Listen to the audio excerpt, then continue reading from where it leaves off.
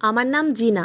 বিয়ের পরে সবসময় আমার বর কিছু না কিছু বাহানা করে আমার বোনের সঙ্গে দেখা করতে যেত এবং সবসময় বলতো আমার বোন নাকি কোনো অসুবিধায় পড়েছে, তাই সে আমার বোনের সাহায্য করতে যাচ্ছে। আমি তো আমার বোনের চাইতে ভীষণ সুন্দরী ছিলাম দেখতে, এবং আমার বোন খুবই কুৎসিত ছিল দেখতে। আমার বোনের গায়ের রং খুব কালো ছিল, তা সত্ত্বেও জানি না কেন আমার বর তার আগে পেছনে ঘুরে বেড়াতো। এমনকি আমার বর তো লুকিয়ে আমার বোনের সঙ্গে হোটেলেও দেখা করতে যেত।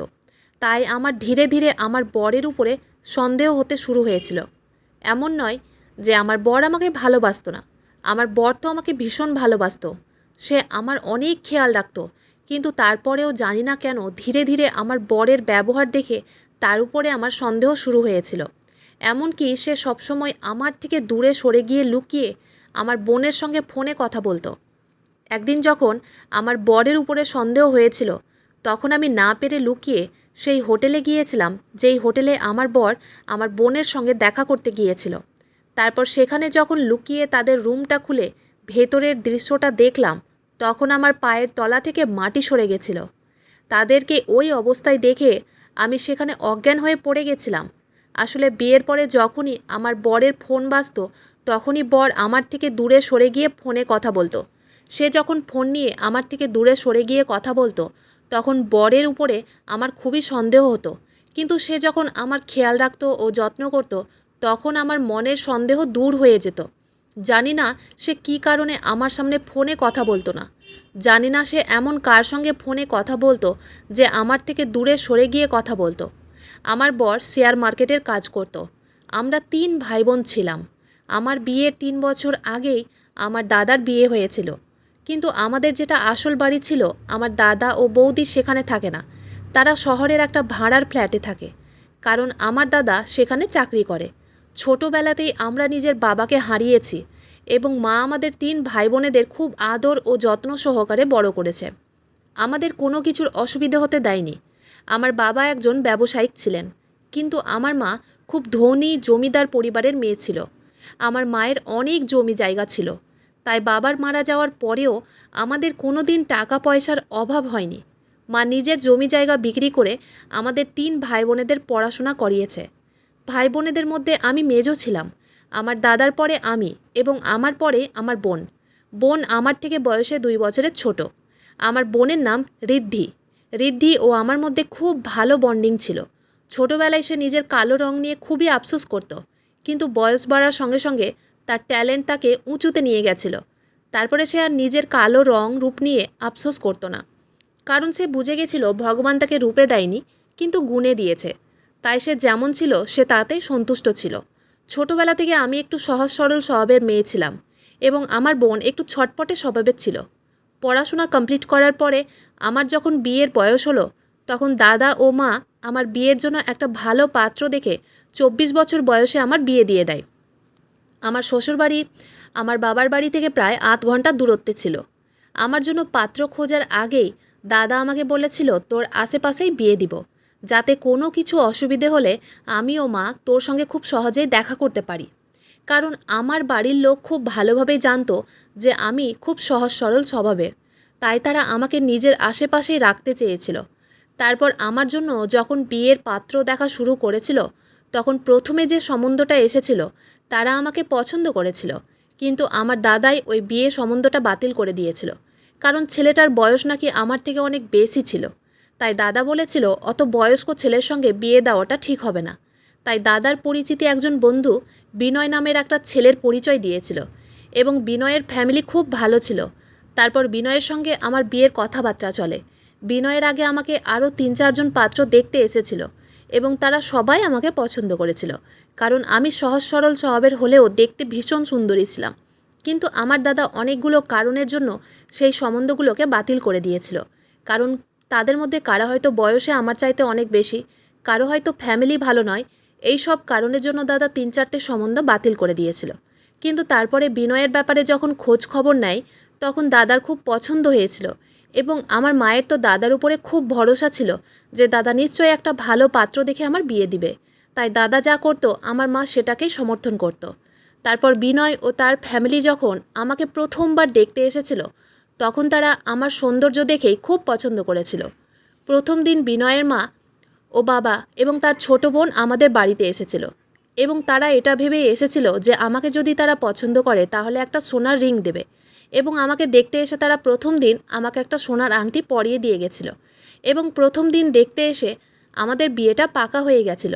শুধু তাই নয়, আমাকে দেখতে আসার আগেই বিনয় আমার ফ্যামিলির ব্যাপারে খোঁজ খবর নিয়েছিল এবং বিনয় যখন আমাদের পরিবারে খুব নাম শুনেছিল তখন তারা প্রথম থেকেই তৈরি হয়ে এসেছিল। তারপর বিয়ে হয়ে আমি যখন শ্বশুরবাড়ি এলাম তখন দেখলাম সত্যি আমার শ্বশুর শাশুড়ি এবং বরের ব্যবহার ভীষণ ভালো ছিল। কারণ আমার যেহেতু বাড়ি থেকে দেখাশোনা করে বিয়ে হয়েছিল তাই আমার কোনো আইডিয়াই ছিল না যে আমার শ্বশুরবাড়ির লোকজনেরা কেমন হবে। এদিকে আমি যখন বিয়ে হয়ে শ্বশুরবাড়ি চলে এসেছিলাম তখন আমার বোন সারাদিনে 7 থেকে 8 বার করে আমাকে ফোন করতো এবং এটাই বলতো যে দিদি, তোর শ্বশুরবাড়ি চলে যাওয়ার পরে আমি একদম একা হয়ে গেছি রে, আমার না তোকে ছাড়া বাড়িতে মন লাগে না। আসলে আমি ভাবতাম আমার বোন তার মনের সব কথা হয়তো আমাকেই বলে, কিন্তু এটাই আমার মনের সবথেকে বড় ভুল ধারণা ছিল। এদিকে বিয়ের পরে বরের সঙ্গে যখনই আমি বাবার বাড়ি যেতাম তখনই আমার বোন সারা সারা দিন আমার বরের সঙ্গে গল্পতে লেগে থাকতো। প্রথমে তো আমার এই জিনিসগুলো খুব একটা খারাপ লাগতো না, কারণ আমি জানতাম আমার বোন লোকজনের সঙ্গে গল্প করতে ভীষণ ভালোবাসে এবং সে তার একমাত্র জামাইবাবুকে পেয়ে হয়তো ভীষণ খুশি, তাই সে সারাক্ষণ তার জামাইবাবুর সঙ্গে গল্প করতে ব্যস্ত থাকতো। কিন্তু ধীরে ধীরে এই জিনিসগুলো আমার খুব খারাপ লাগতে শুরু হয়। এইভাবে আমার বিয়ে হতে প্রায় 2 মাস হয়ে গেছিল এবং আমার বিবাহিত জীবন ভীষণ ভালো কাটছিল। তারপর শ্বশুরবাড়িতে একদিন আমরা সবাই মিলে সকালের জলখাবার খাচ্ছিলাম। ঠিক ওই সময় আমার বরের মোবাইল বেজে উঠল। তখন সে নিজের মোবাইলের কলটাকে কেটে দিল। এইভাবে প্রায় 3-4 বার সে নিজের কলটাকে যখন কেটে দিল তখন আমি জিজ্ঞেস করলাম, তুমি বারবার কলটাকে কেটে দিচ্ছ কেন? তোমাকে কে ফোন করছে? তুমি কথা বলো না কেন? বর তখন আমার মুখের দিকে তাকিয়ে অনেক বেশি ঘাবড়ে গিয়ে বলল, আমার একটা ক্লায়েন্টের ফোন আসছে, আমি একটু বাইরে গিয়ে কথা বলে আসছি। তারপর আমার বর মোবাইল নিয়ে বাইরে চলে গেছিল। সেদিনের পর থেকে যখনই আমার বরের মোবাইলে ফোন আসতো তখনই সে অনেক বেশি ঘাবড়ে যেত এবং মোবাইল নিয়ে বাইরে চলে যেত। আর আমি যখনই জিজ্ঞেস করতাম তোমাকে কে ফোন করছে, তখন সে আমাকে একটাই কথা বলতো যে তার ক্লায়েন্ট নাকি ফোন করছে। এদিকে যত দিন যাচ্ছিল সংসারের প্রতি আমার আরও টান বেড়ে চলেছিল। আমার শাশুড়ি তো মায়ের মতো করে আমাকে ভালোবাসতো। সে কখনো আমার কোনো কাজে ত্রুটি বের করতো না। এমনকি আমার রান্নাবান্না খুব একটা ভালো না হলেও উনি আমাকে কিচ্ছু বলতেন না। শাশুড়ি শুধু আমাকে একটাই কথা বলতেন, ধীরে ধীরে তুমিও সব কিছু শিখে যাবে। উনি যেহেতু অসুস্থ ছিলেন তাই আমার কাজে সেরকমভাবে সাহায্য করতে পারতেন না।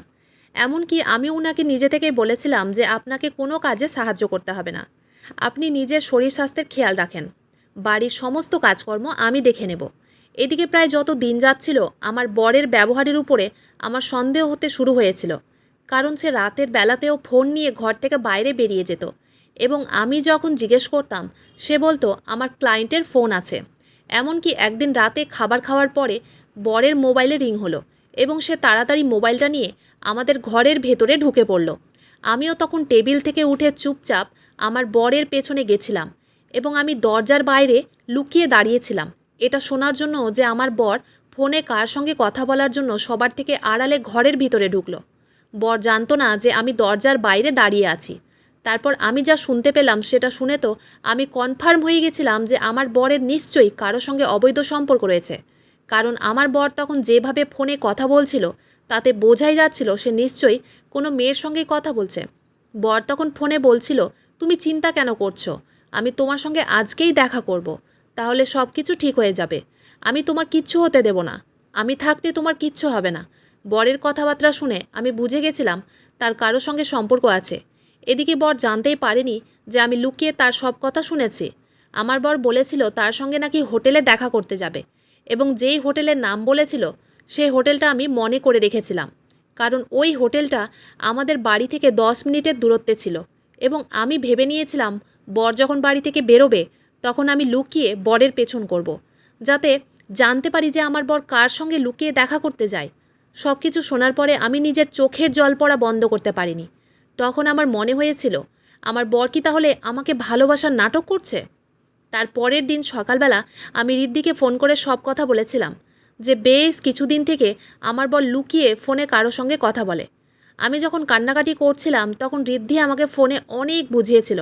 এমনকি সে আমার কান্না শুনে থাকতে না পেরে সেদিন বিকেলবেলা আমার সঙ্গে দেখা করতে এসেছিল। আসলে শ্বশুরবাড়িতে তখনও এই কথাগুলো কেউ জানতো না। আমি শুধু নিজের বোনকেই বলেছিলাম। প্রথমে তো মনে হয়েছিল বরের এরকম নোংরা ব্যবহার সবাইকে বলে দেব, কিন্তু আমাকে ঋদ্ধি বারণ করেছিল। সে আমাকে বলেছিল এইভাবে নিজের চোখে কোনো কিছু না দেখে শুধুমাত্র কানে শুনে জামাইবাবুর উপরে সন্দেহ করাটা ঠিক নয়। জামাইবাবু তো তোকে অনেক ভালোবাসে, তারপরেও তুই কেন জামাইবাবুকে সন্দেহ করিস? আমি তখন ঋদ্ধিকে বরের ব্যাপারে এবং তার ব্যবহারের ব্যাপারে সব কিছু বলেছিলাম, যে সে অর্ধেক রাতেও ফোন নিয়ে ঘর থেকে চোরের মতো লুকিয়ে বাইরে বেরিয়ে যায়। তারপরেও জানি না কেন আমার বোন আমাকে বারবার একটাই কথা বলেছিল, তুই শুধুই জামাইবাবুকে সন্দেহ করছিস। তারপর আমার কথা শুনে বোন বলেছিল, ঠিক আছে, তোর যখন জামাইবাবুর উপরে সন্দেহ হচ্ছে তাহলে কালকে আমিও তোর সঙ্গে যাব এটা দেখার জন্য যে জামাইবাবু লুকিয়ে কার সঙ্গে দেখা করে ও কথা বলে। তারপর সেদিন আমার বর যখন সকালে জলখাবার খাওয়ার পরে বাড়ির বাইরে বেরিয়ে গেছিল, তখন আমি শাশুড়িকে বলেছিলাম মার্কেটে যাচ্ছি, এবং আমার সঙ্গে যেহেতু বোন ছিল তাই আমার শাশুড়ি আমার বাইরে যাওয়া নিয়ে কিচ্ছু বলেনি। আমার শাশুড়ি ভালো মনের মানুষ ছিলেন, কিন্তু বাড়ির বউদের বাইরে যাওয়া খুব একটা পছন্দ করতেন না। কিন্তু সেদিন যেহেতু আমার বোন আমার সঙ্গেই ছিল তাই আমার শাশুড়ি কিচ্ছু বলেনি। তখন আমি আর ঋদ্ধি লুকিয়ে সেই হোটেলে গেছিলাম, যে এই হোটেলে আমার বর ওই মেয়েটির সঙ্গে দেখা করার কথা বলেছিল। তারপর হোটেলে গিয়ে যা দেখলাম তাতে আমার পায়ের তলা থেকে যেন মাটি সরে যাওয়ার মতো অবস্থা হয়ে গিয়েছিল, কারণ আমি যা সন্দেহ করেছিলাম সেটাই হয়েছিল। হোটেলে একটা টেবিলে আমার বর একটা মেয়ের সঙ্গেই বসে অনেকক্ষণ ধরে কথা বলেই যাচ্ছিল। আমি ওই অবস্থায় নিজের কষ্ট ও কান্না চেপে ধরে রাখতে পারিনি, তাই আমি নিজের বোনকে জড়িয়ে ধরে কাঁদতে শুরু করে দিয়েছিলাম। আমি বোনকে বলেছিলাম, দেখলি তো, আমি তোকে বলেছিলাম না তোর জামাইবাবু কোনো আলগা মেয়ের সঙ্গে সম্পর্ক রেখেছে। ঠিক ওই সময় আরও একটি লোক ওই মেয়েটির পাশে গিয়ে বসলো এবং ওই মেয়েটিকে জড়িয়ে ধরল। আমিও ঋদ্ধি তো কিছুই বুঝতে পারছিলাম না যে ব্যাপারটা কী। তারপর ওই মেয়েটি যখন ওই আলগা মানুষটির হাত ধরে আমার বরের সঙ্গে কিছু কথা আলোচনা করছিল, তখন সব কিছু দেখার পরে বুঝতে পারলাম যে ওই মেয়েটির আমার বরের সঙ্গে নয়, ওই মেয়েটি তো আলগা লোকটির সঙ্গে সম্পর্ক রেখেছিল, কারণ তারা দুইজন একে অপরকে জড়িয়ে ধরেছিল এবং আমার বর ওই ছেলে ও মেয়েটির বিপরীত সিটে একাই বসেছিল। ঋদ্ধি তখন বলল, জামাইবাবুর যদি ওই মেয়েটার সঙ্গে সম্পর্ক থাকতো তাহলে ওই আলগা মানুষটা কেন ওই মেয়েটাকে জড়িয়ে ধরতো? ওরা নিশ্চয়ই স্বামী স্ত্রী এবং আমার জামাইবাবুর হয়তো ক্লায়েন্ট। তুই শুধুই জামাইবাবুকে সন্দেহ করেছিলি। জামাইবাবু শেয়ার মার্কেটে কাজ করে, ওর কাজ হচ্ছে ক্লায়েন্টদের সঙ্গে দেখা করা এবং তাদেরকে বোঝানো। ওই ক্লায়েন্টের মধ্যে মেয়েও থাকতে পারে, তাই বলে এই নয় যে জামাইবাবুর ওই মেয়েটার সঙ্গে সম্পর্ক আছে। তুই আর কখনও জামাইবাবুকে সন্দেহ করবি না। ওই সময় সব কিছু নিজের চোখে দেখার পরে আমার নিজের উপরে খুব লজ্জা হচ্ছিল, কারণ সত্যিই আমি শুধুই বরের উপরে সন্দেহ করেছিলাম। তারপর আমি আর ঋদ্ধি সব কিছু দেখার পরে বাড়ি ফিরে চলে এসেছিলাম। বাড়ি আসার পরে আমি ঋদ্ধিকে বলেছিলাম, আজ তুই আমার সঙ্গে না থাকলে আমি তোর জামাইবাবুকে ভুল ভাবতাম, তাই তুই কিছুদিন আমার সঙ্গে এই বাড়িতেই থাক, তাহলে আমার ভালো লাগবে। আমি বোনকে জোর করে কিছুদিন থাকতে বলেছিলাম এবং সে থাকতে রাজিও হয়েছিল। আমাদের রুমের পাশে একটা ছোট্ট ঘর খালি ছিল, ওই ঘরে ঋদ্ধিকে থাকতে দিয়েছিলাম। সেদিন রাতের বেলা খাওয়া দাওয়ার পরে আমরা যে যার ঘরে চলে এসেছিলাম। আমার বোন এই বাড়িতেই কিছুদিন থাকবে শুনে আমার বরও খুব খুশি হয়েছিল। প্রত্যেক দিন রাতে বর আমাকে সময় দিত এবং আমার সঙ্গে খুব গল্প করত। সেদিন রাতের বেলা জানি না কখন গল্প করতে করতেই আমরা দুইজন শুয়ে পড়েছিলাম। তারপর হঠাৎ করে রাত্রি 2টোর সময় যখন আমার ঘুম ভাঙল তখন দেখলাম বর আমার পাশে ছিল না। আমি ভেবেছিলাম সে হয়তো বাথরুমে আছে, কিন্তু আমি যখন বাথরুমের দিকে তাকালাম তখন বাথরুমের দরজা খোলাই ছিল। তার মানে আমার বর বাথরুমে ছিল না। আসলে আমাদের অ্যাটাচ বাথরুম ছিল, তাই রাতের বেলা ঘর থেকে বাইরে যাওয়ার কোনোই দরকার ছিল না। কিন্তু আমি যখন রুমের মেন দরজার দিকে তাকালাম তখন রুমের দরজাটার লকটা খোলা ছিল। তার মানে আমার বর ঘরের বাইরে ছিল, কিন্তু বরের ফোনটা তো টেবিলেই রাখা ছিল। আমি থাকতে না পেরে যখন আস্তে করে ঘর থেকে বেরোলাম তখন পাশের ঘর থেকে মনে হলো ঋদ্ধি ও আমার বরের গলার আওয়াজ পাচ্ছি। কিন্তু আমার বর রাত্রি 2টোর সময় আমার বোনের ঘরে কি করছিল? না পেরে আমি যখন আস্তে করে বোনের ঘরের দিকে এগোচ্ছিলাম তখন আমার কানের মধ্যে কান্নার শব্দ বাজছিল এবং আমার মনের মধ্যে কৌতূহল বেড়েই চলেছিল এটা জানার জন্য যে আমার বোনের ঘরের মধ্যে এমন কি হচ্ছে। তারপর আমি যখন আস্তে করে ঘরের দিকে গেলাম তখন ঘরের দরজাটা একটু ফাঁক হয়েছিল। তখন আমি দরজার ফাঁকে চোখ লাগিয়ে যা দেখলাম তাতে আমার পুরো শরীর কেঁপে উঠল। কারণ আমার বোন আমার বরের কোলে মাথা রেখে কান্নাকাটি করছিল এবং আমার বর তার মাথায় হাত বুলিয়ে দিচ্ছিল। তাদেরকে দেখে আমি তো কিছুই বুঝতে পারছিলাম না যে ব্যাপারটা কী। ওই সময় ভয়ে আমার পুরো শরীরটাও থরথর করে কাঁপছিল।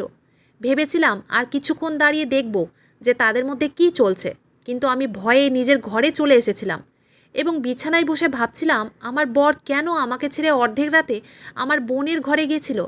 তাহলে কি আমার বর ও বোন আমাকে ঠকাচ্ছিল? আমার মাথায় অনেক রকম প্রশ্ন ও চিন্তা ঘুরপাক খাচ্ছিল। তারপর সেদিন রাত্রি ৩টার সময় আমার বর ঘরে ফিরে এসেছিল। ওই সময় আমি ঘুমিয়ে থাকার নাটক করেছিলাম। তারপর আমার বর ঘরে এসে আমার মাথায় হাত বুলিয়ে কপালে একটা আলতো চুমু দিয়ে শুয়ে পড়ল।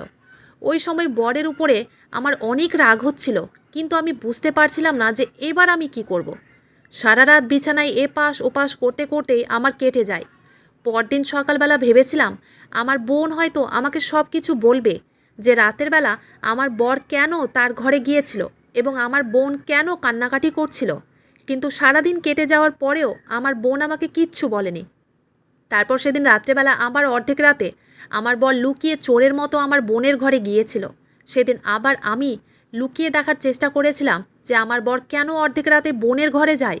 সেদিন রাত্রিবেলায় আমার বোন বরের হাত ধরে অনেক কান্নাকাটি করছিল এবং আমার বর তাকে বোঝাচ্ছিল।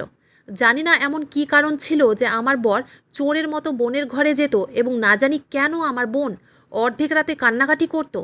আমার বোন তো আমাকে কিছুই বলেনি, আমি তাকে অনেক বিশ্বাস করতাম, কিন্তু আমার বোন ও বর না জানি আমার পিঠ পিছনে কী করছিল।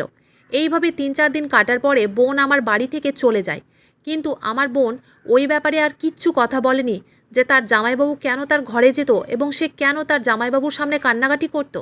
এমনকি আমার বড়ও আমাকে এই ব্যাপারে কিচ্ছু বলেনি।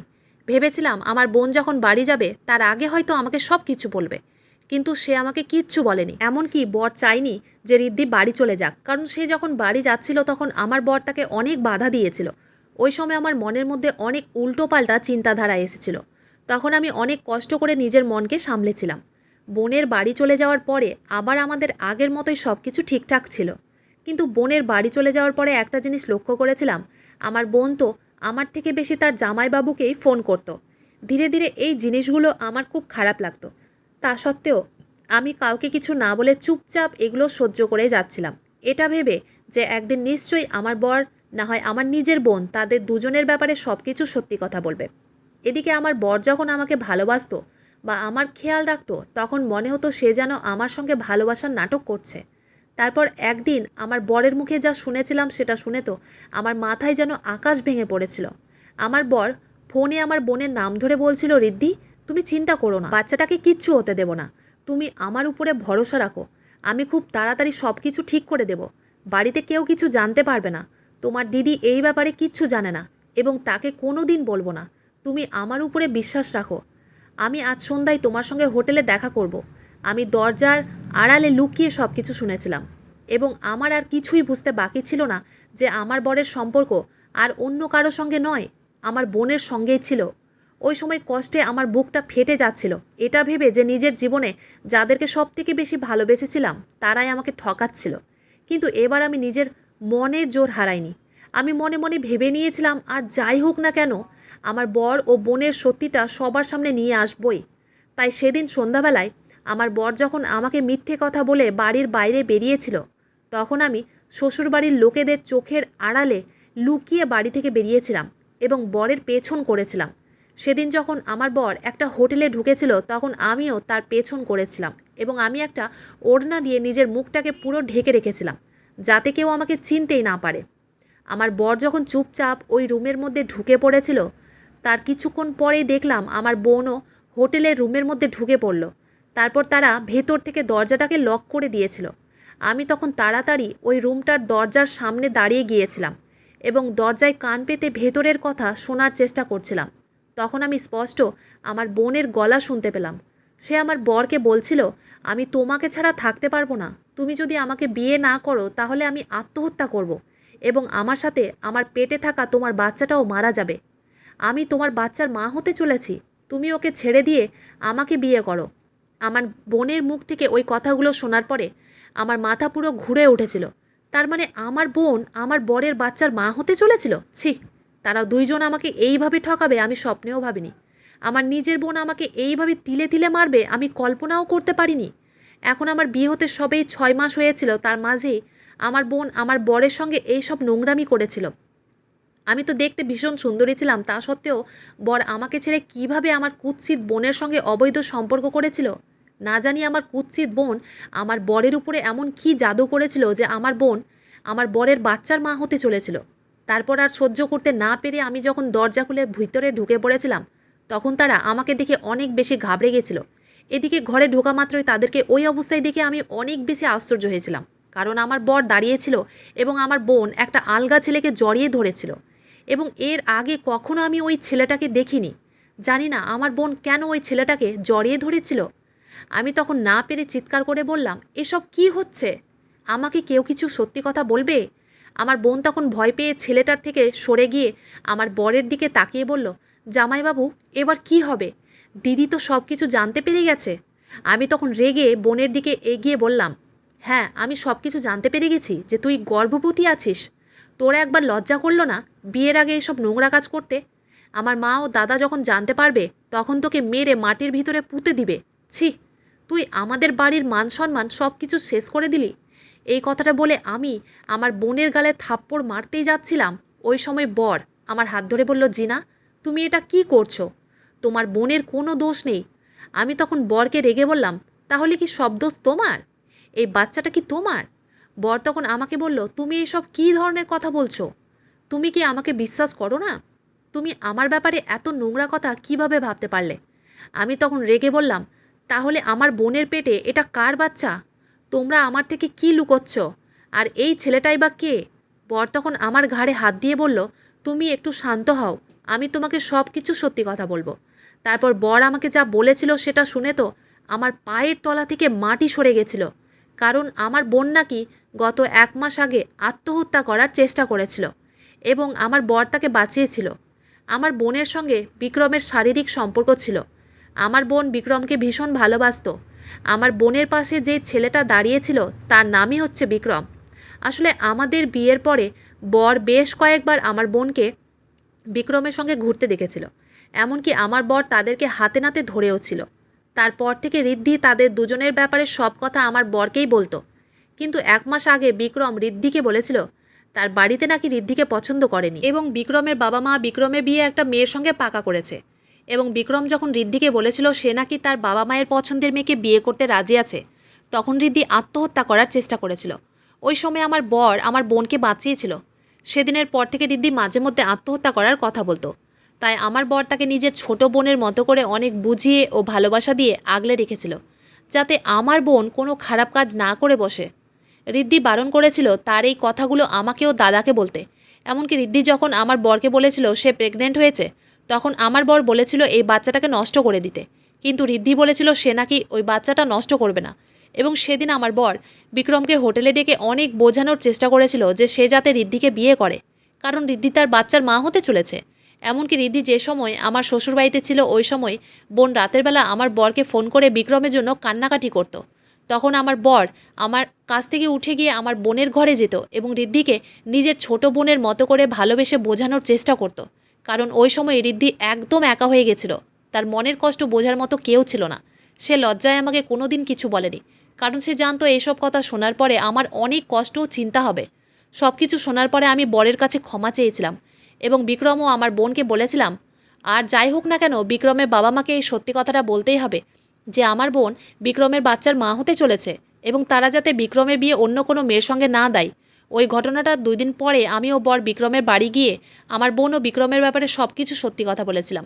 তখন বিক্রমের বাবার ইচ্ছে না থাকা সত্ত্বেও ঋদ্ধিকে নিজের বাড়ির বউ করতে রাজি হয়েছিল। আসলে ঋদ্ধি দেখতে খুব কুৎসিত ছিল, তাই বিক্রমের বাবা মা ঋদ্ধিকে নিজের বাড়ির বউ করতে রাজি ছিল না। এদিকে আমার মাও দাদাকে বলেছিলাম ঋদ্ধির জন্য একটা ভালো ছেলে দেখেছি এবং তাদেরকে এইসব ব্যাপারে আর কিছু বলিনি যে ঋদ্ধি প্রেগনেন্ট আছে। তারপর ঋদ্ধি ও বিক্রমের বিয়ে দিয়েছিলাম। এই বিয়েতে আমার মা ও দাদার কোনো আপত্তি ছিল না। তাদের বিয়ে বাড়ি থেকে অনুষ্ঠান করেই হয়েছিল। তাদের বিয়ের কিছুদিন পরে আমার দাদা ও মাকে আমি ও বর ঋদ্ধি ও বিক্রমের ব্যাপারে সব কিছু সত্যি কথা বলেছিলাম, কারণ সত্যি কথা বেশি দিন লুকিয়ে থাকে না। এমনিতেও তারা কিছুদিন পরে জানতে পারতো যে ঋদ্ধি প্রেগনেন্ট আছে এবং সবাই এটা বুঝতে পেরে যেত যে বিয়ের আগেই সে প্রেগনেন্ট হয়ে গেছিল। তাই আমরা সত্যি কথা লুকোইনি। বিয়ের পরে ঋদ্ধি নিজের শ্বশুরবাড়িতে খুব খুশি ছিল এবং আমিও নিজের শ্বশুরবাড়িতে খুব খুশি আছি। আমার বর তো আমাকে ভীষণ ভালোবাসে। আজ বর যদি আমার বোনকে সাপোর্ট না করতো তাহলে আমার বোন হয়তো নিজের সঙ্গে কিছু খারাপ করে বসতো। তাই আমার বোন এখনও আমাকে ফোন করে বলে, দিদি আমি অনেক কপাল করেই জামাইবাবু পেয়েছি। এমনকি এখনও যখন ঋদ্ধি আমাদের বাড়িতে আসে বিক্রমের সঙ্গে ঘুরতে, তখন সে খুশিতে সবার সামনেই আমার বরকে জড়িয়ে ধরে। কারণ আমার বর যেমন ঋদ্ধিকে ছোট বোন মনে করে, ঠিক ওই রকম আমার বোনও তার জামাইবাবুকে দাদা মনে করে। মাঝে মধ্যে নিজের কানে শোনা কথাও ভুল প্রমাণিত হয়ে যায়, যেমন আমার সঙ্গে হয়েছে। তাই কাউকে সন্দেহ করার আগেই সেই ব্যাপার নিয়ে আলোচনা করা উচিত। বন্ধুরা, আজকের গল্পটি এখানেই শেষ করছি। গল্পতে কোনো ভুল ত্রুটি থাকলে ক্ষমা করে দেবেন। গল্পটি ভালো লাগলে অবশ্যই লাইক, শেয়ার, সাবস্ক্রাইব করতে ভুলবেন না। ধন্যবাদ।